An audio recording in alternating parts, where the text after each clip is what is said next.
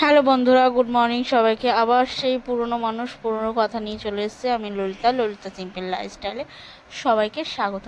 আর দেখো, এখানে তোমাদের দাদা ভাইয়ের বদমাইশি দেখেছো কীরকম। আমি ঘুমাচ্ছি, সেই ভোর 5টার সময় উঠে গেছে, আর উঠে তখন থেকে দেখো ভিডিও করছে। আর এখন দেখো আমি রেডি হচ্ছি অফিস বেরোনোর জন্য, রান্নাবান্না করে টোরে নিয়ে সমস্ত কিছু গুছিয়ে গেছি নি অফিস বেরোনোর জন্য রেডি হয়ে বেরিয়ে পড়েছি। আর এখানে এসে কিছুক্ষণ প্ল্যাটফর্মে বসে থাকার পরে দেখো এখানে যে দিদিটা ছিল সেও এসেছে। কথাবার্তা বলতে বলতেই ট্রেনটা ঢুকে গেছে আর ট্রেনে উঠে পড়েছি। দেখো এখানে একজন খবরের কাগজ নিয়ে বসে পড়েছে, খবরের কাগজ পড়ছে। আর তার মধ্যে আমাদের সঙ্গে এই যে আমি বসে আছি, আমার মুখটা একটু রাগরাগই আছে, কারণ সকালবেলা একটু ঝগড়া হয়েছিল তাই।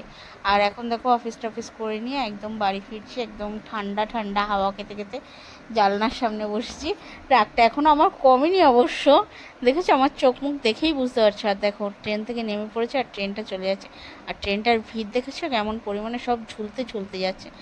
আর এখানে দেখো আমি এখন বাড়ি ফিরছি। তার মধ্যে তোমাদের একটা কথা বলার ছিল যে আমার লাইফটাতে তো ভিউজ আসছে, কিন্তু আমার ব্লগগুলো না তেমন একটা ভিউজ আসছে না। তোমরা আমার ব্লগগুলো একটু দেখার চেষ্টা করো, যাতে এটাতেও ভিউজ আসে। আর তোমরা অবশ্যই আমাকে জানাবে যে আমি কেমন কেমন কন্টেন্ট নিয়ে আসবো, তাহলে আমার সুবিধা হবে।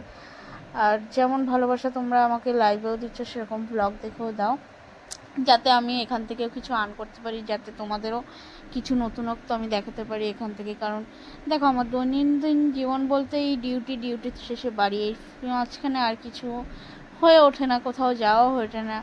কারণ বুঝতেই পারছো একটা আর্থিক সমস্যার দিক দিয়েও আছে।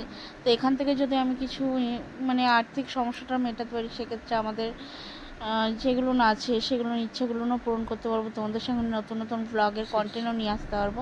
তো এটুকুই বলার ছিল আজকে। তো আমার ভিডিওটা দেখালে লাইক কমেন্ট শেয়ার করবে, আর ধন্যবাদ।